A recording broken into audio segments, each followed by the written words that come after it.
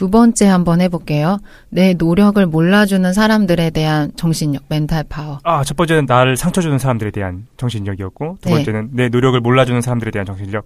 네. 오케이. 첫 번째도 저도 이런 걸로 스트레스 많이 받아서 생각했던 거고, 두 번째도 저도 예전에 일할 때 이것 때문에 스트레스 많이 받았거든요. 내 노력을 몰라준다. 네네. 그리고 어렸을 때는 특히 노력을 몰라주는 사람들의 특징으로 이걸 꼽을 수 있을 것 같아요. 거절을 잘 못해서 스트레스 받으시는 분들 많잖아요. 사회생활 할 때. 노라는 말을 무조건 하기 네네네 힘들죠. 하고. 맞아요. 혹시 패널분들은 그러신 적 있어요? 저는 학교 다닐 때 어느 정도였었냐면 정말 바보 같아서 안 되라는 말을 못 하는 거예요. 예를 들어 준비물을 뭘 챙겨갔는데 다른 반 친구가 와서 준비물을 뭔가 빌려달라고요. 그럼 나도 오늘 지금 체육 시간에 이렇게 말하면 되잖아요. 예. 그 말을 못 하겠는 거예요. 왜냐면 친구가 체육복이 없어서 빌리러 왔는데 빌려주지 못하겠다는 말을 하는 게 미안해서 말을 못 했어요. 그래서 늘 항상 준비물을 안 가져와서 매맞거나 뭐를 도시락 같은 거 싸갔는데 친구가 배고픈데 밥 조금 반찬 같이 먹자라고 하면 나 배 안 고프니까 먹으라고 주거나 이렇게. 이게 업 때문입니다. 네. 카르마 때문이에요. 그래서 되게 어렸을 때 뭘 제대로 못했던 기억이 나는데 패널분들도 혹시 거절 못하거나 내가 열심히 노력했는데 사람들이 잘 못 알아준다 이렇게 일할 때 스트레스 받으시는 거 있어요? 요즘도 느끼죠. 있어요? 사실 그게 지금 말씀하신 어떤 착한 아이 컴플렉스 이런 것 때문인지는 모르겠는데 네네. 저도 뭔가를 해줄 수 있냐라는 요청이 들어왔을 때 그러니까 일에 관한 것들 정말 이거는 제 한계를 넘어가는 거예요. 도저히 못하겠는 거예요. 진짜 이거는 하기 싫어요 이게 아니라 못하겠는 피지컬하게 그냥 못하는 일들이 들어와도 못하겠어요란 말하기가 너무 힘든 거예요. 정말 그게 상상하기 어려울 만큼 힘들어요. 그러니까 이게 아까 말했던 거랑 비슷한데 누군가는 제 말에 공감을 당연히 못하고 당연한 거 아니고 못한다고 해야지라고 이야기하는데 그 못하겠어요라는 말이 너무 죄송스럽고 미안해서 하겠다고 하고 진짜 막 울면서 일한 적이 있어요. 나 이건 진짜 때려쳐야지. 내 인생이 왜 이렇게 힘들게 살아야 되지. 스트레스 진짜 더 이상 많이 못하겠다 받죠. 그러면서 팟캐스트요? 어떻게 알았지? 더 이상 못하겠다 진짜 울면서 했었던 것 최근까지도 막 그랬었는데 결과적으로는 그래서 이제 예를 들면 어떤 업무에 대한 안성도가 떨어진다 하면은 그건 고스란히 제 몫인 거거든요. 네. 나이가 이렇게 있는데 학생도 맞아요. 아니고 그러면 결국에는 비난은 제가 받아야 돼요. 감당을 해야 돼요. 그거 생각하면 머리로는 정답을 알죠. 거절해야 돼라는 건 아는데 왜 이렇게 어려운지 모르겠어요. 요즘도 그렇습니까? 최근 좀 일이라고 바뀌었어요. 말했잖아요. 근데 이제 최근에 네. 어떤 여러 가지 사건들을 좀 겪은 다음에 바뀌었어요. 좀 독해졌어요. 이제 거절하려고요. 그래요? 부탁하려고 그랬는데. 나도 돈 주고 달라고 했더니 안 되겠네. No. 깡쌤은 어땠습니까? 저는 일단 거절의 아이콘이죠. 거절 잘하세요? 네. 근데 이제 대놓고는 잘 못하는데 저도 뭐야 똑같잖아 그럼. 대놓고 못하는데 돌려서 거절하는 해. 건 뭐야 도대체. 이제 예라고 대답하고 안 하는 경우가 많죠. 거절이 아니라 그거 뭔 줄 알아. 무책임한 겁니다. 이거. 네, 무책임이죠. 네. 근데 저는 꺼져. 네. 꺼져. 네. 거절이 아니고. 꺼져. 근데 저는 그 생각도 했어요. 왜 한국 사람들이 혹은 일본 사람들이 이제 거절을 못하는가를 고민해봤는데 단어가 달라서 그런 것 같아요. 왜요? 문화인류학적으로 자꾸 해석하지 마. 근데 이런 생각들을 많이 했거든요. 영어는 no예요. no가 싫어도 No. 되고 아니야도 되고 안 돼도 되고 다 되거든요. 그 no라고 하더라도 이게 싫어라는 의미를 안 받아들일 수 있잖아요. 근데 우리말로는 못한다는 것과 안 한다는 것과 싫어라는 것들이 다 좀 세세하게 다른 것 같아요. 네네. 그래서 표현할 때 정확히 해줘야 돼. no라고 한마디를 하면 안 되고 이거 해줄 수 있어요? 라고 했을 때 아니요. 싫어요? 못해요? 이게 다 다르잖아요. 네. 못해요라고는 할 수 있을 것 같아요. 저 못할 것 같아요. 이렇게는 얘기할 수 있는데 아하. 싫어요. 하기 싫어요. 이 말은 되게 하기가 힘든 거예요. 네. 그러니까 단어가 다르다 보니까 사실 싫은 건데 못해요라고 이야기를 하게 되면 이제 상황이 꼬이는 경우가 있어요. 할 수 있잖아. 일정이 되잖아. 라고 이렇게 이야기를 했을 때 근데 못해요라고 아무튼 이 생각을 했었어요. 맞아. 그냥 예라고 대답하고 안 하면 안 돼요? 그게 안 될 때가 있습니다. 우리가 프리랜서라서 사실 가능한데 측정 맞아요. 상사가 만약에 시켰어. 그러면은 그냥 못한다 안 한다라고 얘기하기 어렵지. 그 자리에서는 이거 지금 시간이 없어서 못합니다라고 얘기하지만 그게 어떤 인사고과에 반영될 수도 있고. 그치. 맞아요. 그리고 뻔히 네. 시간이 있는 걸 알아. 그러니까 예를 들면 피지컬한 시간은 있어. 그걸 알고 있어. 날 감시하고 있어. 결국엔 싫은 건데 싫다고 말하는 건 되게 건방져 보이고 결국엔 못해요라고 이야기를 해야 되는데 못하지 않는 거고 그래서 노라고 한 단어로 이야기할 수 있으면 좋겠다. 그럼 앞으로 상사가 뭐 시켰을 때 노 그럼 됩니까? 책에 막 그런 게 있었던 것 같아요. 노라고 말하는 용기가 필요하다. 막 이런 책, 뭐 이런 이야기들이 있었던 것 같은데. 옛날에 그랬지, 옛날에. 그렇죠. 근데 그거는 영어니까 가능하지라는 생각을 했었어요. 싫어라고 말하기 얼마나 힘들어. 윗사람이 시켰을 때. 안 돼요. 저는 안 보통 돼요. 거절하겠습니다 이렇게 말하는 것 같아요. 어쨌든. 네. 한번 볼게요. 지금 독실님 말해주시고 최 사장도 말해주셨는데 제가 오늘 두 번째 내 노력을 모르는 사람들에 대한 멘탈 파워는 그 여러 가지 분들이 있을 것 같아요. 거절 못하는 분들, 우리의 소원은 퇴직이신 분들, 늘 고생만 하고 인정은 못 받으시는 분들, 이분들의 또 스트레스 한번 해결해 보도록 하겠습니다. 나 이거 필요해. 네. 근데 이거 하나 알아두셔야 돼요. 불가능할 것 같은데. 생계랑 직접적 연관이 있는 거는 저희가 해결 못 해드려, 알겠죠? 뭐야, 그게 전부인데. 제일 중요한 거잖아. 90%는 안 된다는 거니까. 생계에 상관없다고 하면 당연하지. 누구나 해결 가능해. 네. 내가 얘한테 안 돼, 거절하겠습니다라고 말하면, 내가 지금 당장 회사 다니는 게 위험할 것 같아? 그러면 예라고 대답하시고 일하셔야 돼요. 네, 알겠죠? 그 문제를 해결해드리는 건 아니에요. 네. 그래요? 네. 그건 제가 해결해드리도록 할게요. 네, 어떻게 해요? 예라고 대답한 다음에 천천히 하시면 돼요. 일을 천천히. 저 자식한테 시키느니. 네. 아니면은 네. 공손하게 일을 잘 못하는 거야. 그렇죠. 정말 열심히 하고 싶었는데 이것밖에 못했습니다. 그런 거구나. 네. 회식에서 고기를 일부러 엄청 태워. 그럼 다시는 안 시킨다고 하는. 네. 그죠. 천재인데. 네, 태엽이라고 하죠. 태엽. 태요. 절대적으로 이제 나한테 막 생계에 직접적 압박을 주는 거절 못하는 부탁들도 있지만 보통은 인간관계에서 사소하게 일어나는 것들도 거절을 못하는 게 스트레스가 되잖아요. 그런 사람들이 있어요. 네, 왜냐하면 실제로 내가 부탁받은 것들을 다 해줄 수 있으면 스트레스가 안 돼요. 근데 자기의 한계치를 넘어서는 것들을 자꾸 받아주게 되고 그다음에 내가 열심히 마음 써서 해줬는데 상대방은 별로 이렇게 대수롭지 않게 생각하다던가 당연하게 맞아. 나중엔 너무 당연하게 생각한다던가 이런 게 스트레스가 되잖아요. 그때 제가 해결 방법을 말씀드리겠습니다. 이때 당연히 단호하게 거절을 해야 돼요. 거절하겠습니다라고 말씀해 보세요. 알겠죠? 그걸 못하겠다고 그 이유에 대해서 제가 설명할게요. 저도 이제 거절 되게 못하는 스타일이었었는데 저희가 해결 방안이 좀 이상한 것 같은데. 좀 들어본 다음에 잘 들어봐 이 물어봅시다. 자식들아. 이거 진짜 중요해. 칭찬과 비난에 대한 구조 자체가 어떻게 이루어지는지 알면 해결할 수 있어요. 굉장히 철학적으로 해결하지 않습니까? 그냥 노라고 하면 되지. 뭐 철학적인 고민을 하시라고. 네네. 얘기해 주세요. 네. 설득력 있는 거에 대한 근거를 한번 얘기해 볼게요. 저희가 어떤 사람 행동을 칭찬하거나 쟤 잘못돼서 이렇게 비난할 때 그 원리 구조가 어떻게 되냐면 공감의 원리를 사용하는 거예요. 만약에 덕실님이랑 최 사장님으로 해볼게요. 덕실님이 최 사장님이 이렇게 가만히 있는데 최 사장님 옥수수를 막 털었어요.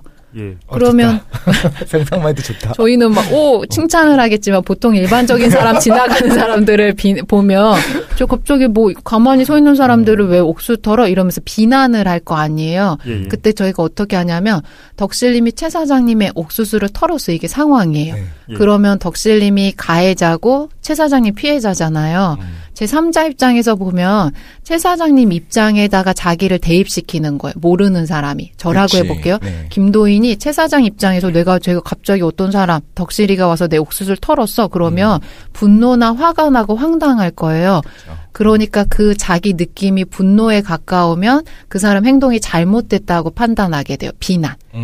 근데 덕실님이 최 사장님에 대해서 막 되게 좋은 선물을 막 해줬어요.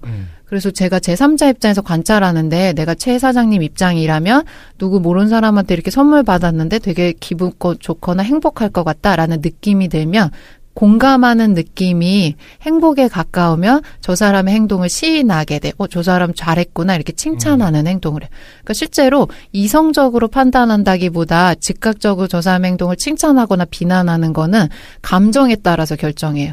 내가 공감했을 때 분노 감정을 일으킨다? 그러면 저 사람 행동 잘못된 거예요.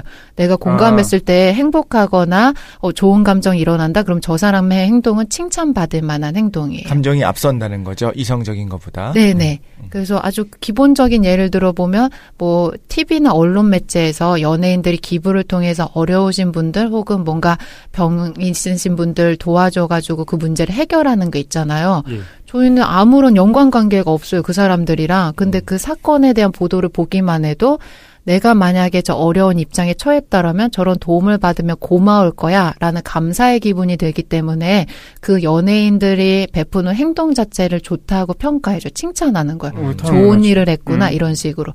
원리가 이렇게 돼요. 근데 이때 두 가지가 일어나요. 사람이 의도를 고려할 때도 있고 결과를 고려해요. 우리가 칭찬이랑 중요해요. 비난을 맞아. 할 때. 근데 어떤 게 있냐면 덕슬님이 최 사장님이 지금 빚졌어요. 카지노 갔다 왔잖아요. 그래가지고 재산 탕진해서 빚이 있어가지고 덕슬님이 돈을 빌려주기로 했어요. 30원. 내가 지금 막 통장에서 1,000만 원을 모아서 1,000만 원? 네네 최 사장님한테 그 정도는 나한테 해주지. 급전해주기로 약속한 거예요. 그러면 가까운 사람이니까 지금 마음 아파서 속상해서 도와주려는 의도가 있어요. 선한 의도. 그러니까 누구나 덕실님의 의도가 좋다는 걸 알아서 덕실님의 행동을 칭찬해요. 두 번째로 실제로 1,000만 원을 최 사장님한테 빌려주면 최 사장님이 카지노에서 재산 탕진했는데 어려운 지금 경제적 문제를 해결할 수 있잖아요. 실제적인 이익이 생겨요. 네. 그러면 그 결과가 이득이 되기 때문에 그거에 대해서 사람들이 또 칭찬을 해요. 그렇죠. 네, 의도가 선하고 결과가 이로우면 사람들이 칭찬을 하는 거예요. 근데 이게 두 가지가 동시에 이루어지면 좋은데 이건 기본적인 원칙이고 우리가 칭찬이나 비난을 할 때 칭찬 비난을 할 때 불규칙성이 발견돼요. 어떤 거냐면 내가 실제로 최 사장님을 도와주려고 했는데 덕실님이 1,000만 원을 못 모은 거예요. 뭐 갑자기 돈 쓸 일이 생긴다거나 집에 경조사가 생겨서 큰 돈을 써야 돼요. 그럼 빌려주기로 약속만 하고 1,000만 원을 못 만들었잖아요. 그러면 좋은 의도만 있고 실제로는 1,000만 원이라는 혜택을 못 준 거예요.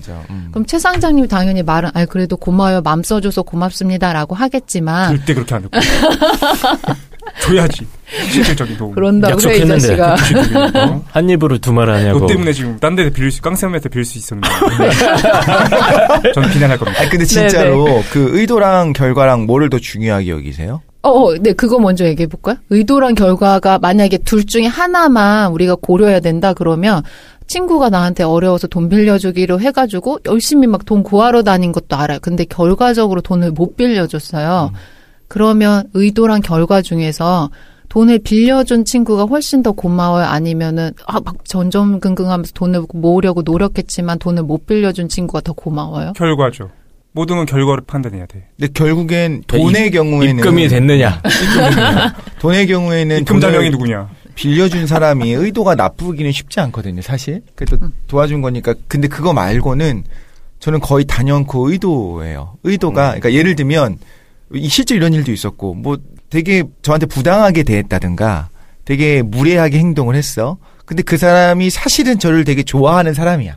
마음이 나에 대해서 되게 좋은 평가를 내리고 있는 사람인데. 그래? 지금 왜 최 사장 보면서 얘기합니까?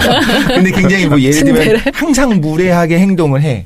근데 사실 마음으로는 날 좋아하는 사람이라면 전 다 허용하고 오케이 해요. 그냥 이 사람이 이런 사람이구나라고 생각했었거든요. 그래요? 저는 의도가 훨씬 중요한 것 같아요. 저도 의도가 굉장히 중요한데. 결과가 없어도 의도만 있으면요? 결과가 잘못돼도 오히려 그러니까 좋은 의도로 행동했는데 잘못된 결과가 나오는 경우도 사실 많잖아요. 맞아요. 도와주려고 했는데 오히려 나한테 손실을 입히는 경우도 있잖아요. 그렇죠. 그래도 왜냐면 저도 별로 결과가 좋지 않기 때문에. 결과가 중요합니다. 예를 들어서 그런 거지. 국가가 잘 됐으면 좋겠어. 그래가지고 국가 통치자인데 진짜 마음은 진짜 막 통치 잘하고 싶고 막 의도는 너무 좋아. 근데 다양한 여러 가지 방법을 통해 가지고 문제를 발생시켰다. 국가 망했어요. 망했어. 그래도 의도가 선하니까 우리가 더 고마워해요. 안 되지. 그 처벌받고 혼나고 윤리적으로 문제점 지적받아야 됩니다. 근데 이제 이건 정치에다 대입하기는 쉽지 않은데 전 네. 정치에서 좀 비슷하게 생각했던 것 같아요. 의도가 그런 중요하다. 부분들이 예전에 그래서 어떤 그 싫어라고 말하는 대통령이 있었는데 네. 그 대통령이 했었던 모든 정책이 다 좋았던 건 아니거든요. 결과가. 근데 제가 그 대통령을 되게 좋아했었던 이유는 의도가 진짜 국민을 어떤 원하는 대통령이? 아니 7호라고 말하는 그 노 대통령인데 그 전모 전두환? 아니 그 어쨌든 노무현 대통령 노태우 대통령. 근데 그 의도가 예, 사실 예. 국민을 위한 것이 진짜 분명하게 느껴졌었거든요. 그러면 저는 되게 사람이니까 실수할 수도 있고 사람이니까 완벽하지 못할 수 있겠지. 예를 들어 되게 지하철 좋았던 타고 것 같아요. 가는데 이거 개인적인 문제죠. 지하철 타고 가는데 아주 좋은 의도, 어떤 그 하나님 앞으로 우리를 데려가라는 아주 선한 의도를 갖고서 나한테 난 무신론자인데 와가지고 막 전도하시는 거야. 그러면서 아이고 이거 좋은 데로 가야 되니까 같이 하나님 말씀 배워보지 않겠느냐. 이게 의도가 좋지만 나한테 그 결과적으로 어떤 하나의 종교를 강요하는 폭력을 저지른다고 한다면 그걸 칭찬할 수는 없다. 그래서 저는 오히려 그러니까 저랑 다른 종교의 사람들이 이렇게 돌아다니면서 포교 활동을 가끔 할 때가 있어요. 뭐 산 같은 데 가면 특히나 이렇게 하는 경우도 있고 그럼 감정적으로 심정적으로 나랑 다른 종교인데 하지만 저 사람이 악한 의도를 갖고 나한테 접근하는 건 아니라는 걸 알잖아요. 그게 진짜? 싫지는 않아요. 정말로. 헐, 그러니까 괜찮아 뭐. 저 사람은 저렇게 열심히 그냥 활동을 하는 거고 그게 뭐 나 어디 안 좋은 일 겪으라고 하는 건 아니니까. 근데 만약에 집요하게 따라다니면서 뭐 계속 막 한 200m를 계속 따라다니면서 얼굴이 좋아 보이시네요. 막 이렇게 얘기하면 싫겠죠. 의도가 선하면 저는 웬만하면 오케이인 것 같아요. 그래요. 네. 알겠습니다. 그렇다는 거지. 알았어. 그러면 저희가 독실님을 맨날 마음속으로 너무 생각하고 정말 마음으로 위하지만 아무것도 안 해줘도 독실님 되게 괜찮다는 거지. 그걸 괜찮다는 내가 거죠. 알아야죠. 근데 네네. 사실 의도는 그게 아니라는 거를 어떻게 알아야 아냐는 거야. 된대. 내일 문자 보내고 내 전화하고 할 거야. 네네. 알겠습니다. 그래서 아까 설명드렸던 것처럼 우리가 남의 행동에 대해서 그 행동을 비난하거나 칭찬하는 기본적인 원리는 내가 공감했을 때 감사의 마음이 들을 것 같아 그러면 행동을 칭찬하고 그 상황에 대해서 똑같은 행위를 받았을 때 나는 뭔가 분노의 감정이 일 것 같다 그럼 그 행동을 비난한다고 했었잖아요. 근데 그 불규칙성이 결과의 우연성에 의해서 영향을 받아요. 지금 깡쌤이랑 덕실님은 의도만 선하면 결과가 없어도 감사하고 결과가 있었던 것보다 오히려 더 고마울 것 같아 라고 말했지만 덕실님의 사례 돈을 빌려주려고 노력은 정말 많이 했지만 돈을 결과적으로 못 빌려줬으면 보통 사람들의 대개의 경우는 실제로 돈을 빌려준 사람한테 더 감사한 마음을 크게 느끼는 거예요. 그렇지. 네, 결과적으로 나한테 이득이 발생했고 실제 결과는 눈에 보이는 거예요. 그러니까 판단하기가 더 쉬워요. 그리고 친구가 나를 위해서 돈을 빌려주기 위해서 노력한 거는 눈에 보이는 것들이지만 저 사람이 얼마나 나를 위해서 마음을 썼는지는 마음 정도기 때문에 다른 사람이 판단하거나 측정하기가 되게 어려운 거예요. 맞아요. 마음 쓰는 정도는 사람들마다 다르기 때문에. 그래서 칭찬과 비난의 불규칙성 때문에 뭐가 발생하냐면 의도가 선할지라도 실제적인 결과가 없으면 칭찬하거나 비난하는 정도의 강도가 약해져요. 예시를 들어볼게요. 칭찬은 지금 들어봤으니까 덕실님이 금전적인 도움을 주려고 했지만 돈을 못 빌려줬어? 라고 하면 실제 돈을 빌려준 사람보다는 우리가 덜 감사한 마음이 생기는 거예요. 두 번째는 비난받는 행동도 똑같아요. 그 제와벌에서 라스콜리니코프 네, 맞아요? 라스콜리니코프 주인공이 자기 돈 때문에 노파를 죽이잖아요. 예. 그래서 이제 도둑질하기 위해서 노파를 살인하는데 만약 그런 상황이 있다고 해볼게요. 라스콜리니코프가 살인계까지 주도 면밀하게 세웠어요. 그 다음에 노파를 가서 실제로 죽였어요.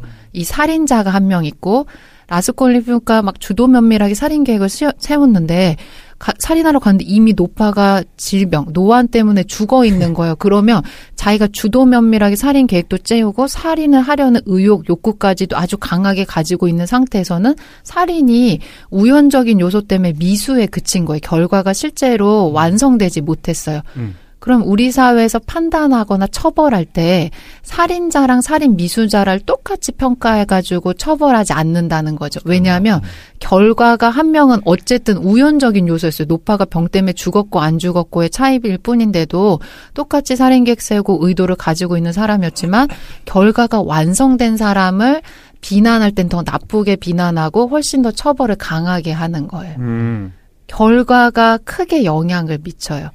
그래서 요걸 고려하신다면 내가 막 거절하기가 어려워. 이건 물론 심리적인 문제지만 그리고 직장에서도 사람들 부탁을 다 들어주는 스트레스가 너무 심하고 내가 쉬는 시간까지도 없을 정도로 일을 한다라고 하시면 그거를 거절해야 돼요.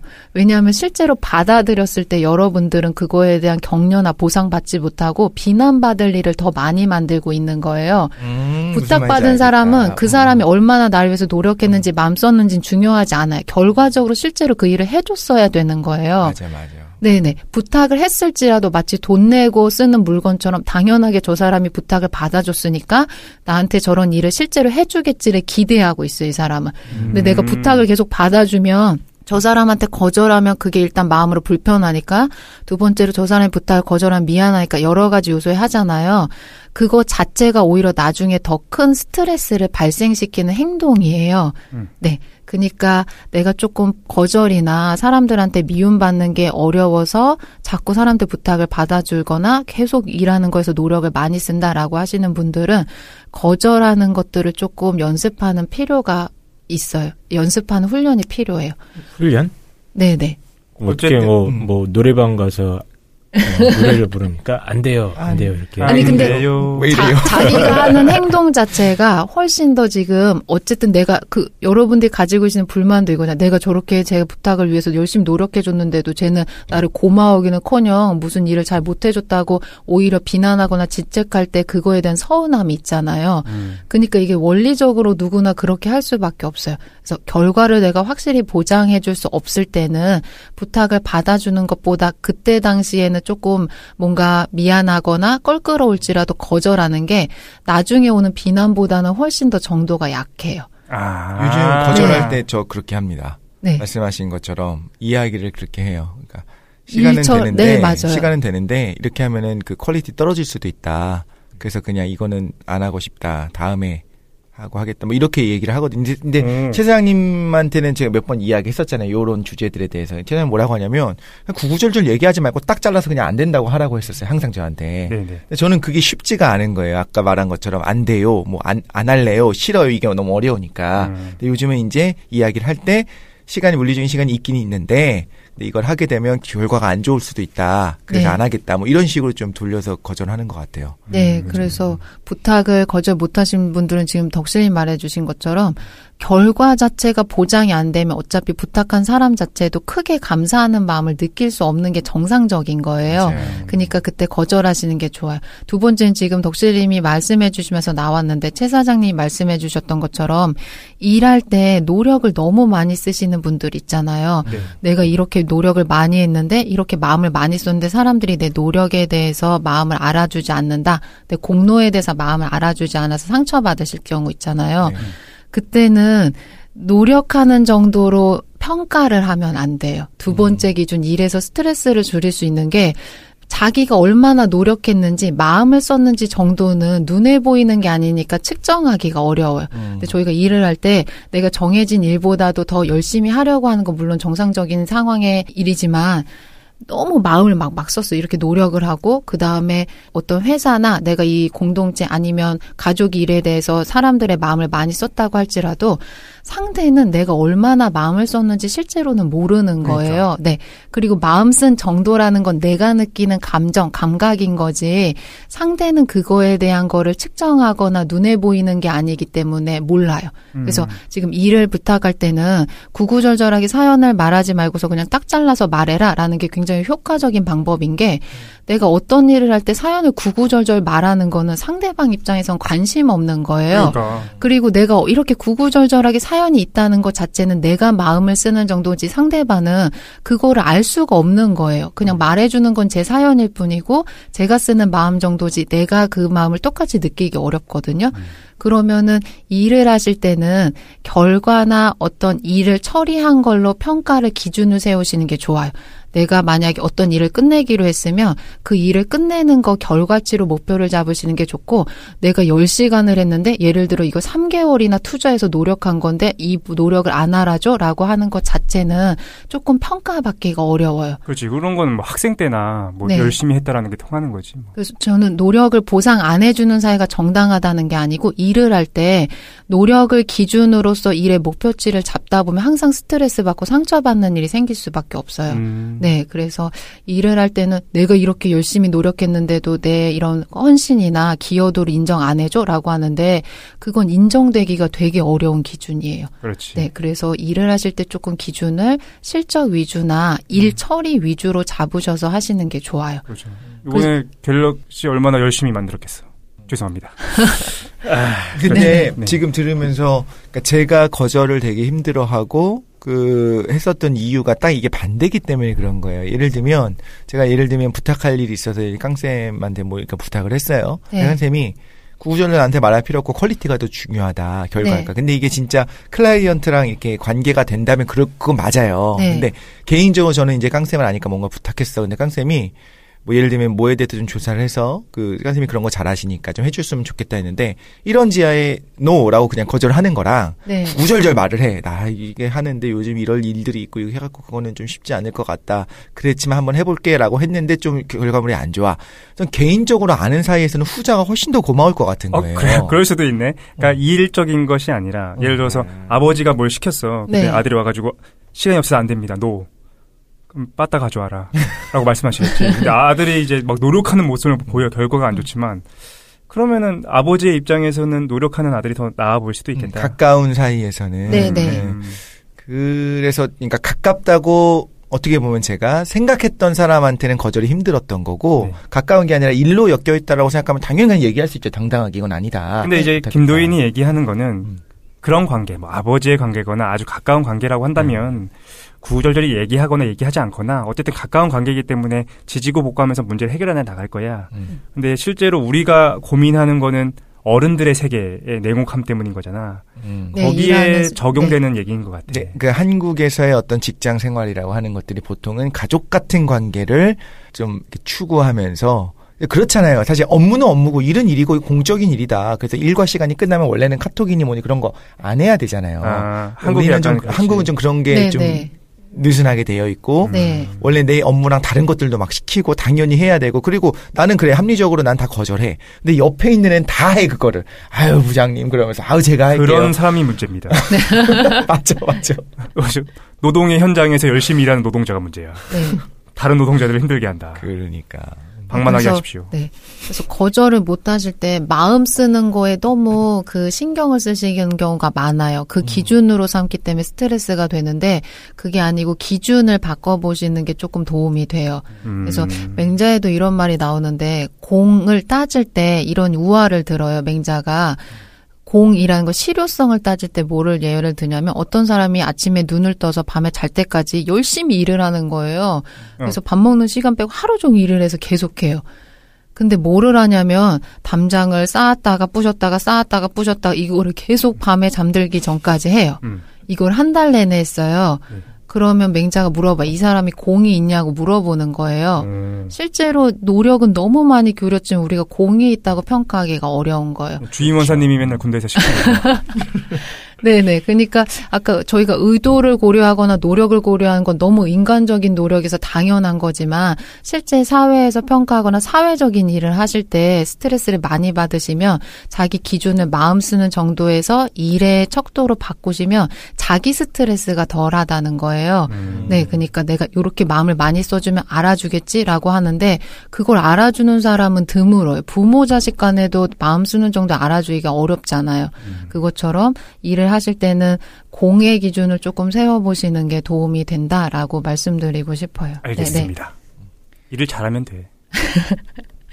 그래서 저도 그 전까지는 막 항상 일 부탁받는 걸 다 하고 마음 써가지고 내가 이렇게 열심히 해가지고 일을 하는 것 자체 되게 의의를 크게 뒀었는데 그 이후부터는 조금 일적인 거를 딱딱 기준을 세워서 하는 습관이 들었거든요. 그러니까 이제 마음 쓰는 정도는 어차피 사람들한테 인정받거나 평가받기가 어려워라고 생각하니까 개인적인 스트레스를 많이 되게 해결했던 부분이어서 이거 한번 얘기해봤어요.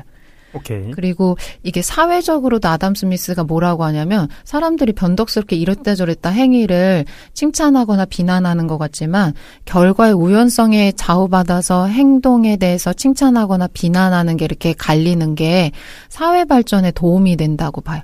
우리가 의도만 가지고 평가를 받으면 어떤 노력도 안 할 거예요. 예를 들어 연말에 배우들 시상식 하는데 누가 연기를 잘했는지 중심으로 평가하지 않고 마음 쓰는 정도로 평가하는 거예요. 뭐 송강호 씨가 예를 들어 상을 받는다 이렇게 하지 않고 제가 했어요. 제가 365일 내내 막 연기에 대해서 마음을 너무 많이 쓴 거예요. 막 내가 잘해야지. 네, 머릿속으로 상상하면서요. 상상만 끔찍하다. 네네. 네. 그러면 저는 이렇게 생각하는 거예요. 내가 1년 내내 이렇게 마음을 썼는데 당연히 내 마음 쓰는 정도는 송강호 씨보다 훨씬 더 연기에 대한 애정이나 애착, 노력이 컸으니까 나를 상 줘야 돼 이렇게 생각하지만 그거에 대해서 인정하기 시작하면 사회 전체적으로 보면 아무 일도 안 할 거라는 거죠. 그러니까 실제 행위에 대한 평가도를 사람들이 반영하는 것 자체가 나쁜 게 아니다라고 이제 설명하는데 타당성이 있는 것 같아요. 이게 지금 걔도 전 도인님의 생각이고 도인님이 깨달으신 건 줄 알았는데 그게 아니라 애덤 스미스가 도덕감정론 얘기를 지금 하고 있는 거예요. 네. 실제로 저도 되게 공감해서 아담 스미스의 원리 설명하고 제가 효과했었던 것들을 얘기하는 거예요. 네네. 애덤 스미스도 부탁 거절 못했을 것 같아. 마지막 세 번째 멘탈 파워 하겠습니다. 세 번째 멘탈 파워. 네. 저도 많은 질문을 받는데 1번, 2번 질문도 정말 많이 받는 질문들이거든요. 나를 상처 주는 사람들과 내 노력을 몰라주는 사람들. 네, 이거 어떻게 해요? 라고 질문하시는 경우 많고 두 번째, 이제 일할 때 스트레스 너무 많이 받는다. 혹은 거절을 못하는데 어떻게 하면 좋을까요? 이런 질문 많이 받아요. 세 번째는 좋아하는 일이 있는데 뭔가 경제력이 있는 일이랑 좋아하는 일 중에 뭘 해야 돼요? 이건 저희가 어렸을 때부터 너무 많이 하는 질문이잖아요. 그렇죠. 돈 벌 수 있는 거 해야 돼요? 좋아하는 거 해야 돼요? 혹은 행복한 일 해야 돼요? 돈 많이 버는 거 해야 돼요? 이 질문. 제 책 시민의 교양에 잘 나와 있죠. 그래요? 네. 네네. 그거에 대해서 한번 해보도록 할게요. 저희가 보통 가지고 있는 기준은 경제력을 더 중요시 하실 수도 있고 삶의 행복도를 중요시 할 수도 있지만 뭔가 양자택일을 하잖아요. 네. 그리고 행복을 선택하시는 분들은 돈만 보고 사는 삶이 뭐 진정한 삶이야? 이렇게 평가하거나 혹은 경제력을 평가하는 사람들은 당장에 먹고 사는 게 중요하지 자기에 대한 경제적 자립도 못하면서 무슨 자기의 좋아하는 꿈 실현이야? 막 되게 비현실적인 사람이란 평가를 하기도 하잖아요. 여기에 대한 거 한번 이야기해 보도록 할게요. 두 가지 원리가 나와요. 도덕감정론에. 사람들이 왜 행복을 추구하고 혹은 경제적인 걸 추구하는지. 비중으로 따지면은 자기가 행복한 일을 하고 싶다는 사람들도 사회적으로 행복하거나 돈을 벌고 싶다는 욕망이 전혀 없는 건 아닐 거예요. 그렇죠? 자기가 내가 좋아하는 일을 하면서 성공하고 싶어 이렇게 생각할 텐데 부유해지고 싶거나 유명한 사람이 되고 싶어하는 원리를 아담 스미스가 설명해요. 오, 그래요? 어떻게 하면 됩니까? 자기는 그런 거 안 추구하면서 살았으면서 어떻게 다 는 다르네요. 네. 이것도 공감의 원리에서 발생해요. 사람들이 부자거나 유명한 사람을 선호하고 그리고 그런 사람이 되고 싶어하는 이유가 있어요. 저희가 감정 중에서 행복과 가까운 감정 사람들이 느끼고 싶어하고 슬픔이나 분노, 화나거나 이런 미움 같은 감정은 보통 싫어, 회피하고 싶어하는 게 당연해요. 일반적인 원리잖아요. 말이라고 하는 겁니까? 네네. 네. 이것 때문에 사람들이 유행이 생겨나고 부에 대한 선망이 생겨난다고 봐요. 그러니까 사람들이 경제적으로 어떤 직업을 갖고 싶어 할 때 당연히 먹고 살 수 있는 거를 생각하지만 단순히 밥을 3끼 먹고 그다음에 누워서 잘 수 있는 공간이 필요하고 이걸 생각하지 않잖아요. 큰 집 아니면 좋은 자동차, 남들보다 더 좋은 환경 아니면 남들보다 더 좋은 위치, 남들보다 더 많은 경제력을 원하는 이유를 사람들이 뭔가 탐욕적이어서 그래 그런 게 아니고 기본적인 원리가 감정에서 출발한다고 봐요. 네. 행복한 감정들은 되게 강렬하기 때문에 사람들이 잘 느끼고 싶어하는 거예요, 누구나. 그리고 이제 질투나 이런 시기심이 없는 상태에서는 남이 행복해하면 나도 행복하니까 남의 행복하거나 즐거운 일 자체를 기뻐하는 본능이 있다고 봐요, 본성이. 근데 바꿔 말하면 다른 사람의 슬픔은 아무리 가까운 사람의 슬픔일지라도 피하고 싶은 감정인 거예요. 그러니까 되게 기쁜 일에 공감할 때보다는 슬픈 일에 공감할 때 조금 약하게 하고 웬만하면 공감하지 않으려고 하는 게 인간의 본성적인 특성이라고 봐요. 이걸 사회적인 거 역할에 대입하면 행복하거나 기쁨이 느껴지는 상태가 어떨 거였냐면 부유하거나 유명한 사람들을 볼 때예요. 그 사람이 누리고 있는 재화, 그 사람이 누리고 있는 사회적인 혜택을 보면 아, 누구나 저런 경제적인 걸 누리거나 저런 사회적 위치에 있으면 행복하겠다라는 우리가 상상, 공감을 하기 때문에 그 사람들과 되고 싶어하고 그 사람의 행동 자체를 막 선호하게 되는 거예요. 그래서 유행이 생겨나게 되는 원리가 그 사회적으로 높거나 부자들이 하는 행동 자체를 따라하게 돼요. 선망하기 때문에. 네. 그리고 그럴싸하구만. 우리가 많은 돈을 벌고 싶어 하거나 유명해지고 싶어 하는 것도 바꿔 말하면 많은 사람들한테 공감받고 싶어 하는 원리의 기초에 있다라고 아담 스미스가 단적으로 말해요. 그래서 보통의 대개 인간들은 평생 자기 인생의 3분의 1을 뭐를 투자하냐면 사회에서 자기의 위치, 플레이스를 차지하기 위한 노력에 기울인다는 거예요. 네. 그거를 왜 기울이냐면 단순 경제적 자립이 아니고 남들한테 선망받을 수 있는 위치, 자격을 갖기 위해서 인생의 거의 대부분의 시간을 소진한다 이렇게 봐요. 그러면은 제가 지금 막 외제차 타거나 막 되게 큰 한 500평 집에서 살고 예. 매일매일 막 금으로 된 음식을 먹어요. 예? 금을 먹어요? 그렇게 하는 게 좋을 수도 있지만 실제로 바꿔 말하면 무인도에 혼자 사는데 막 500평 집에서 떵떵거리고 살거나 금으로 된 걸 삼시세끼 먹거나 좋겠다. 아니면 유행을 모두 막 자기가 소비하려고 하는 욕구 자체가 훨씬 더 줄어들 거예요. 그렇지. 뭐가 사라졌냐면 타인들로부터 받는 공감이 사라졌잖아요. 그래서 이거를 선호한다고 봐요. 근데 바꿔 말하면 슬픔이나 우리가 느끼고 싶어 하지 않는 회피하는 감정들에 해당하는 사회적 위치는 뭐냐면 사회적인 약자들인 거예요. 가난하고 빈곤한 사람들은 그 사람 자체의 경제적인 문제 때문에 이렇게 측은지심이 들 수도 있지만 기본적으로 그 상황에 내게 차여 있으면 고통스러운 감정이 드니까 그 상황을 외면하려고 하는 게 보통적인 특성이라고 봐요. 그래서 아담 스미스가 생각할 때 사회적인 약자, 경제적 빈곤자들의 가장 큰 고통이 뭐냐면 경제적인 어려움보다 같이 생활하고 있는 공동체 구성원들한테 외면당하고 사람으로서 인정받지 못한다. 이거에 대한 배제감이 큰 고통으로 작용한다고 원인을 제시해요. 그러니까 어떤 잘 사는 사람을 선망하거나 네. 못 사는 사람들 피하려고 하는 것이 그 근본적인 거에서는 공감 능력을 바탕으로 한 나의 어떤 쾌감이나 고통과 연결돼 있다는 거예요? 네네.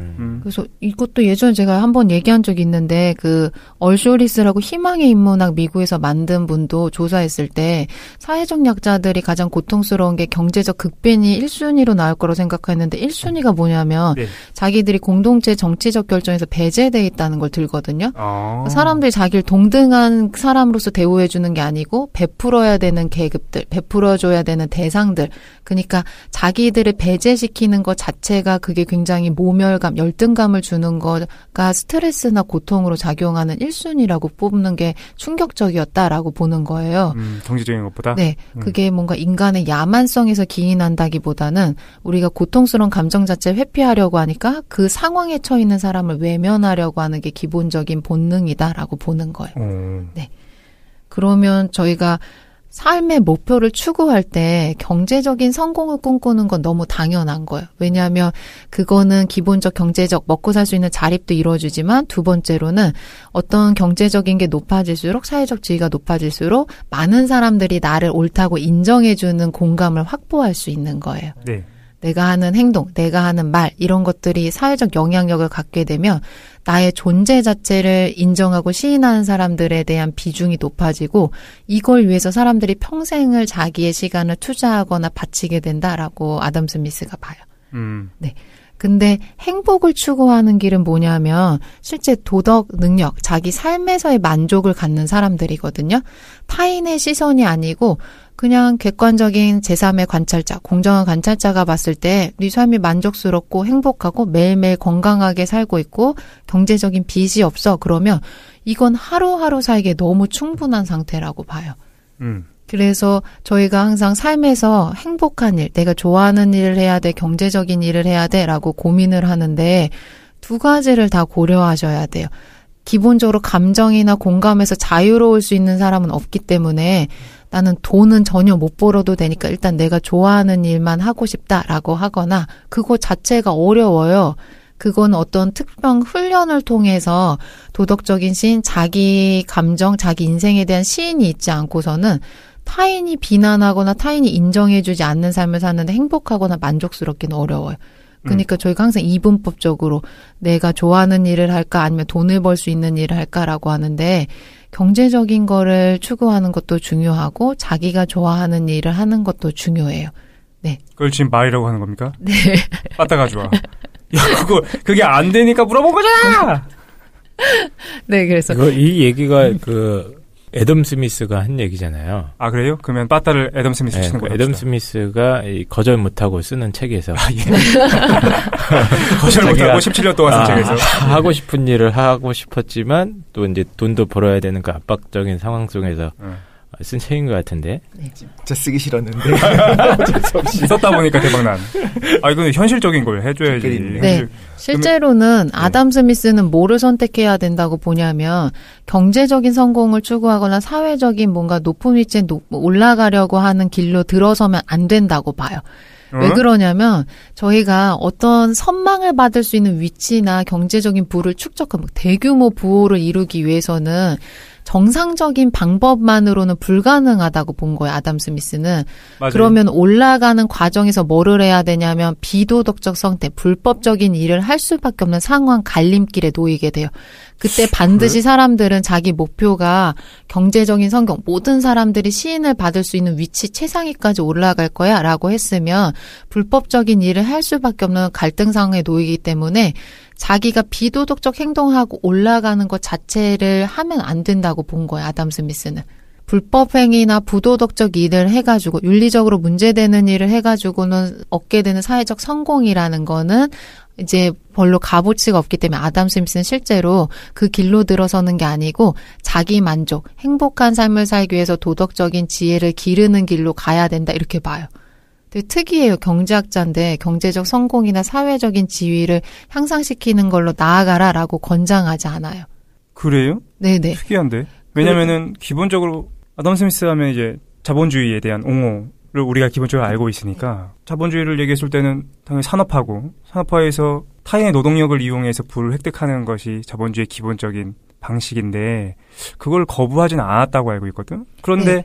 타인의 노동력을 이용해서 부를 획득하는 것이 그럼 부도덕했다고 본 거예요? 아니요. 아담 스미스가 지금 추구하는 부와 권력에 대한 거 말한 거. 저희가 정상적으로 경제적 자립하기 위한 경제활동이나 네. 아니면 자기가 전문적인 능력을 향상시켜서 얻게 되는 사회적인 역할, 전문적 평가가 말하는 게 아니고 어떤 그 이상을 뛰어넘으려는 절대적인 위치에 가려는 것 자체는 불법적인 행위를 하지 않고서는 불가능하다고 본 거죠. 어떤 사람이 모든 사람들한테 절대적 선망을 가질 수 있는 경제적 재화를 독점하는 게 정상적인 사회에서는 불가능하다고 본 거예요. 어쨌든 알겠습니다. 네. 그래서 그 마지막 삶에서 자기가 어떤 가치 기준, 어떤 진로 방향으로 나아갈지 고민될 때는 이게 원론적인 대답이지만 스스로 행복해질 수 있는 사람이 될 수밖에 없는 그 자기 능력에 대한 향상이 필요해요. 자기 시인.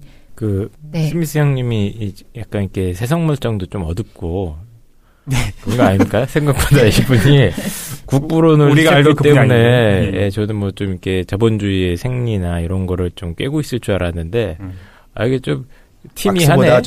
막스보다 좀 떨어집니까? 도덕군자셨어. 어떤 중세적인.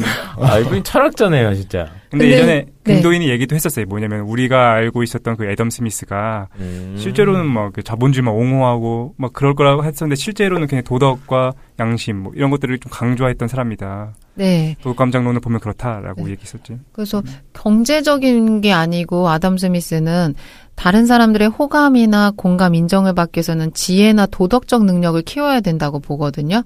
근데 사람들은 지혜와 도덕적 능력은 좋다는 건 누구나 알아요. 근데 자기가 실제로 추구할 때는 부나 권력에 대한 선망이 더 커요. 이건 아까랑 똑같은데 부나 권력이 눈에 보이기 때문에 그래요. 잘 사는 집, 저 사람이 높은 사람이라는 건 어린아이도 보면 확인할 수 있는 거예요. 너무 눈에 띄게. 근데 저 사람이 지혜롭거나 도덕적 능력을 가지고 있어? 이건 보이지 않는 정신적인 능력이기 때문에 평가하기가 너무 어려워요. 그러니까 사람들이 쉽게 평가하거나 쉽게 선호도 받을 수 있는 경제적인 거, 그다음에 사회적인 역할에 대한 가중치가 너무 크다고 봐요. 그래서 제가 아까 얘기했던 거를 정리하자면 우리가 기본적으로 할 때 눈에 보이는 거에 대한 선망이나 추구가 강할 거 아니에요. 그럼 저희가 살 때도 당연히 경제적 자립 이상을 넘어서는 부의 획득 혹은 사회적인 위치도 훨씬 더 성공하는 걸 꿈꿀 수는 있어요. 근데 이게 항상 강렬해지기 쉽기 때문에 자기 스스로 만족할 수 있는 다른 사람한테 호감이나 인정을 받을 수 있는 도덕 지혜도 기르는 그만큼의 비중을 늘리는 게 필요하다. 이게 마지막 세 번째 결론이에요. 우리가 알고 싶은 질문은 잘하는 걸 해야 되냐? 네. 아니면은 좋아하는 걸 해야 되냐? 그러면은 이렇게 정하면 됩니까? 좋아하는 걸 해라.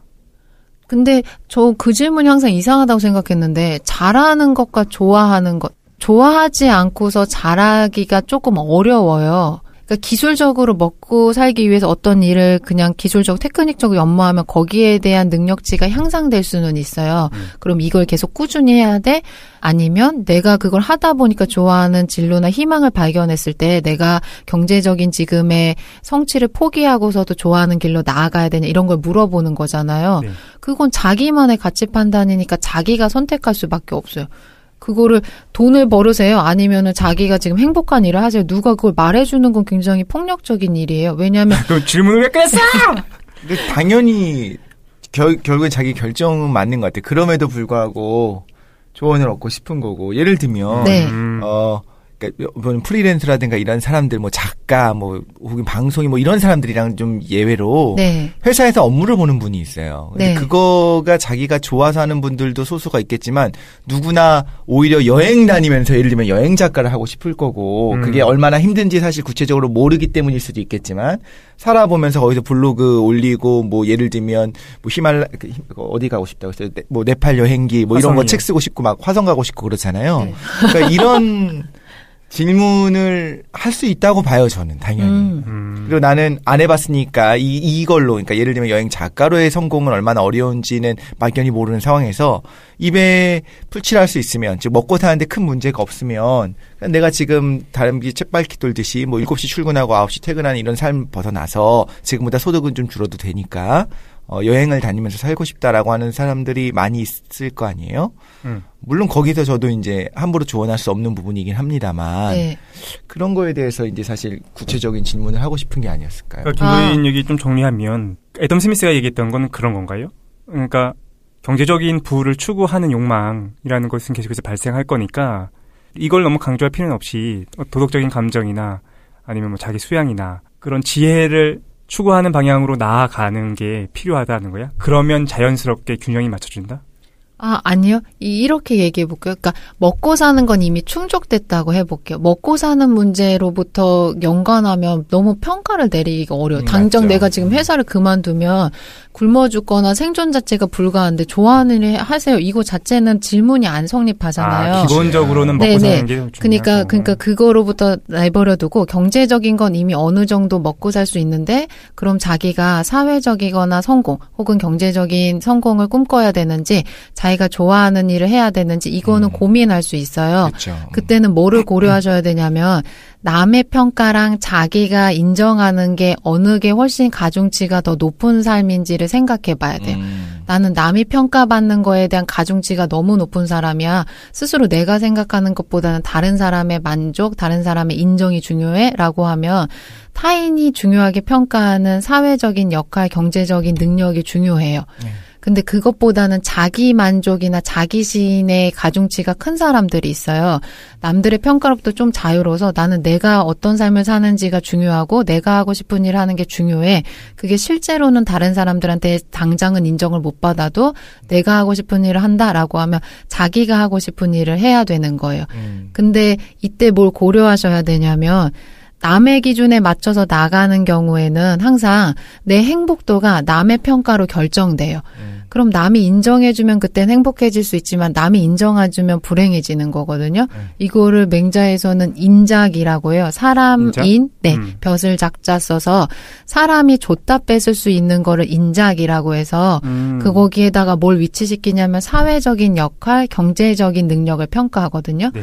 왜냐하면 부유하는 건 내 능력으로 부유해질 수도 있고 유명해지는 건 내가 전문적에서 유명해질 수도 있지만 그게 꼭 내 역량으로만 결정되는 게 아니에요. 그거에만 너무 내 삶의 목표의 기준치를 맞추게 되면 내 행복도가 남에 의해서 결정돼요. 남이 인정해주면 행복한 사람, 남이 인정해주면 불행한 사람. 그 대신에 자기 시인의 인정, 그러니까 자기가 인정하는 거 기준치를 가지고 있는 사람들은 천작이라고 해서 맹자에서도 이거를 도덕적 능력으로 평가하거든요. 하늘이 준 벼슬이라고 해서 누구도 나한테 못 뺏어가는 벼슬인 거예요. 그거는 자기가 스스로 자기 삶을 이해하거나 행복해질 수 있는 능력을 의미해요. 네, 이해했습니다. 오케이. 잘 들었습니다. 멘탈 파워. 지금 세 가지를 얘기해 주신 건가요? 첫째. 나를 상처 주는 사람들에 대한 멘탈 파워. 네. 그럼 그 결론이 뭐였어요? 기억이 안 나는데.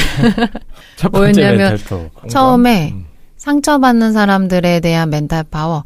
가까운 사람일지라도 이해가 안 되면 공감하려는 마음이 있어야 돼요. 그 사람의 마음을 헤아려주기 위해서 대화하거나 지금 당장 이해 못할지라도 시간을 갖고 이해하려는 노력이 필요해요.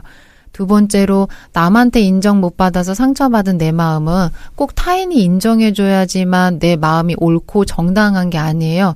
그럴 땐 스스로 자기 마음을 이해할 수 있으면 돼요. 두 번째는 노력은 너무 많이 하고 다른 사람의 부탁도 다 들어줘서 마음은 많이 쓰는데 실제로 인정받지 못하거나 보상받지 못해서 상처받는 사람들에 대한 멘탈 파워예요. 네, 내 노력을 몰라주는 사람들에 대한 멘탈 파워. 네, 그때 그거의 원리로서 제가 칭찬이나 비난하는 거에 대한 기본적인 원칙과 불규칙성을 설명했어요. 그래서 사람들은 보이지 않는 의도보다는 드러나는 결과를 중심하기 때문에 당장의 마음이 불편하다고 해서 모든 거 다 받아주시지 말고 실제로 결과로서 그 사람한테 보답해주지 못하면 내가 아무리 마음을 썼다고 할지라도 감사하는 마음을 받을 수가 없어요. 그 사람한테 감사하는 마음 보상까지 받고 싶다라고 하시면 일을 중심으로 드러나는 거를 중심으로 보셔야 돼요. 그럼 물리적으로 모든 사람들에 대한 부탁을 받아준 것 자체가 불가능하기 때문에 그때는 하나, 두 개씩 거절하시는 훈련이 필요해요. 세 번째, 삶에서 행복이나 경제적인 거에 대한 타인의 인정, 뭐가 더 중요한지 모르겠다라고 할 때는 타인의 인정이 눈에 보이는 것들로 이루어져 있기 때문에 훨씬 추구하고 강렬해지기가 쉬워요. 그때는 그런 것들에 대한 고려도 중요하지만 돈 벌거나 사회적인 성취도만 너무 중요하게 생각하면 타인의 인정에 따라 내 행복이 결정될 수가 있어요. 그렇기 때문에 그때는 자기가 스스로 자기 삶에서 행복할 수 있는 거, 내가 추구하는 삶의 가치관을 되돌아볼 수 있는 시간이 필요해요. 결론은 정신승리다. 네. 나를 내가 사랑하고 자기를 이해할 수 있는 능력을 기르고. 네. 그렇죠. 그리고 먹고 사는 데 문제가 이미 없을 거란 전제하에. 아니 근데 사실은 먹고 사는 게 1차적이라서 그게 해결이 안 되면 아무 얘기도 할 수가 없으니까 그건 당연한 것 같아요. 그래요. 그래서 오늘 애덤 스미스의 도덕감정론을 기반으로 해가지고 김도희께서 우리의 멘탈 파워를 증진시켜줄 수 있는 3가지 방안들을 우리 말씀해 주셨습니다. 한번 곱씹으면서 한번 생각해 볼게요. 어떻게 들으셨는지 간단하게 한마디씩 한 다음에 오늘 얘기를 정리해 보도록 합시다. 어떻게 들으셨습니까? 우리 삶이 괴롭지 않습니까? 생은 고죠. 네, 우리 삶이란 게 항상 괴롭고 내가 뜻하고 있는 일이 다 이루어져도 괴롭고 또 뜻하고 있는 일이 안 이루어져도 괴롭고 그 여러 가지 원인 중에 하나가 주로 이제 이런 인간관계에서 오는 괴로움인 것 같아요. 그래서 뭐 내가 잘 나가고 있든 못 나가고 있든 제가 뭐 국가 권력을 뒤에서 다 조정하고 있든 얼마나 괴롭겠어요. 네, 그리고 얼마나 힘들겠습니까. 그러니까. 네. 여기 근데 감정이입하면 안 되겠죠. 예. 네, 어쨌든 네, 다 힘든 상황인 것 같은데 그 상황에서 이 애덤 스미스라는 학자 이분이 이제 그 세상과 담을 쌓고 국부론을 저술하면서 내놓은 해결책은 뭐라고 해야 될까요? 어떤 내적인 성찰 능력 이런 걸 계속 키우고 주위의 시선이나 평가에 너무 휘둘리지 말고 다른 사람들한테 공감할 수 있는 능력을 키우되 또 남들의 기준에 너무 휘둘리지 마라. 뭐 이런 얘기를 해주신 거 맞나요? 네네. 큰 틀에서는 맞는 것 같아요. 예. 그 교장 선생님이나 이런 분들도 이런 얘기를 많이 하셨던 것 같은데 어쨌든 그 얘기를 갖다가 아주 자세하게 논리적으로 설명을 해주신 것 같다. 저도 재밌게 잘 들었습니다. 예. 어떻게 보면은 그런 것 같아. 파랑새 얘기 있지 않습니까? 파랑새 얘기. 파랑새 얘기를 보면 대표적인 내용이 그거잖아요. 파랑새 찾으러 돌아다녔는데 결국은 막 헤매고 왔다 보니까 우리 집 뒷마당에 그 새장 속에 있더라. 정답. 그죠? 어떤 생각이 드냐면은 그 깡쌤도 말씀해 주셨는데 교장 선생님한테 많이 들었던 얘기입니다. 교회 가면 그렇죠. 듣게 되는 말씀이고 네. 절에 가도 듣게 되는 말씀인데 생각해보면은 그게 진리였기 때문일 수도 있다는 생각이 들어. 오랜 사신 분들 아니면은 자신들의 삶을 통해서 자기의 삶을 이렇게 세심하게 보셨겠지. 그리고 통찰을 하셨던 분들이 우리한테 해주는 얘기가 우리가 워낙 잘 알고 있는 내용들일 수도 있다는 생각이 들어요. 나 자신에 대해서 스스로 성찰할 수 있는 능력이나 자기 능력을 기르는 거나 자신의 만족을 찾아가는 거나 그런 게 정말 필요한 건 아닌가. 나도 나이가 들어간다고 얘기하면 좀 그런가? 나이가 들어가면서 점점 그렇게 생각하게 되는 것 같아. 우리가 원래 알고 있었던 것들 안에 혹시 진리가 있었던 것은 아닌가. 그래서 한번 찬찬히 고민해 보도록 하겠습니다. 오늘 김도희께서 해주신 말씀에 대해서 잘 들었습니다. 제가 깨달은 지금까지 살면서 가장 가치 있는 지혜 중에 하나였다고 생각하는 게 그거였거든요. 신이 살아계시다. 당연한 거고. 예. 지금 당연한 거고라고 했지만 하고 싶었던 말이에요. 세상에 당연한 건 없다고 아까 얘기했었잖아요. 또 지금 얘기 들으면서 살짝 정리하고 생각했던 게 있었어요. 그러니까 내 상황을 구체적으로 설명하는 게 필요하다라고 했잖아요. 그렇죠? 네. 다른 사람들이 공감을 쉽게 하지 못할 수 있으니까. 근데 그럼에도 불구하고 공감받지 못할 수가 있어요. 왜냐하면 삶의 경험이 다르니까. 이것도 네. 아까 말씀하셨는데 순간 생각났던 건 그 브리지 존스의 일기 2에서 브리짓이 그 감옥을 가요. 외국에서. 그래요? 네, 그래서 거기서 자기 그 남편이 그 연인이 얼마나 자기한테 나쁘게 대했는지를 막 하면서 나를 혼자 맨날 외롭게 두고 이렇게 하고 막 이런 식의 이제 불만을 갖고 감옥을 가거든요.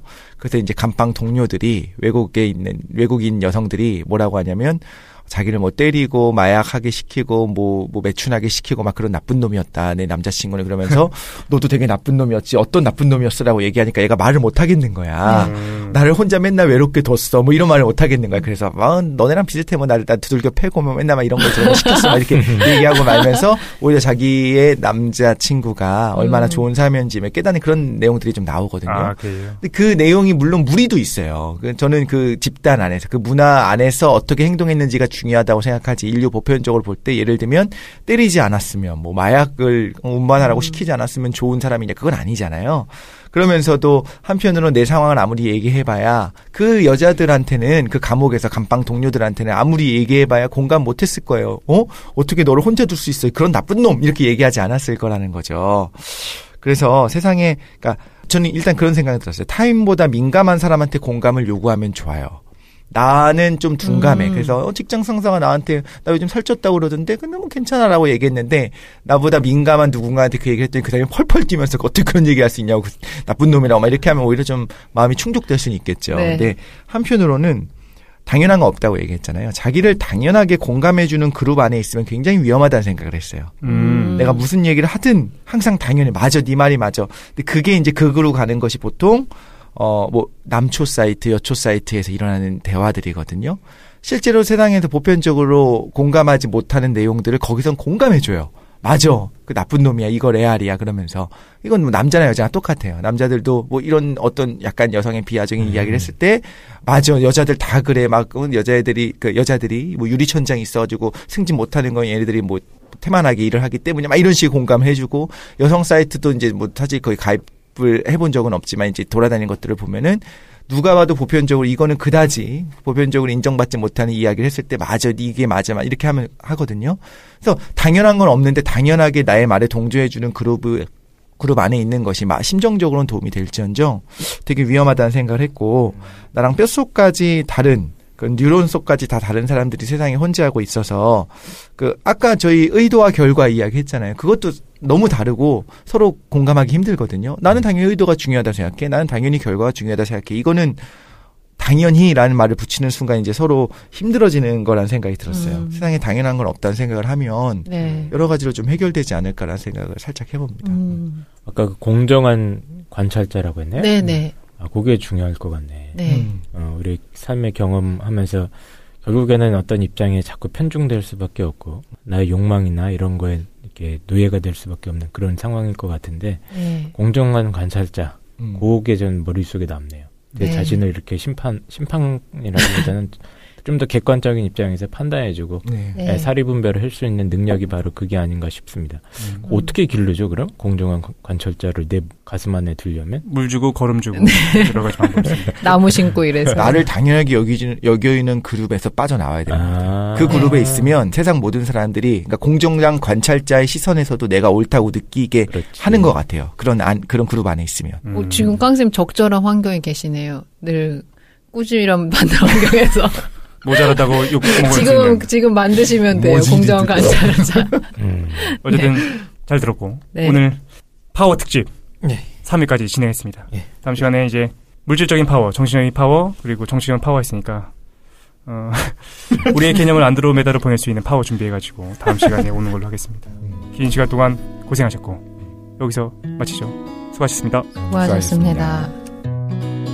왜 이렇게 항상 후회만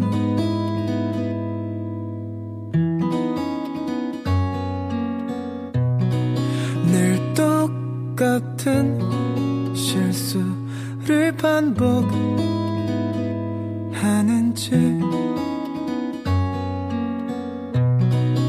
고맙다는 말 미안하단 말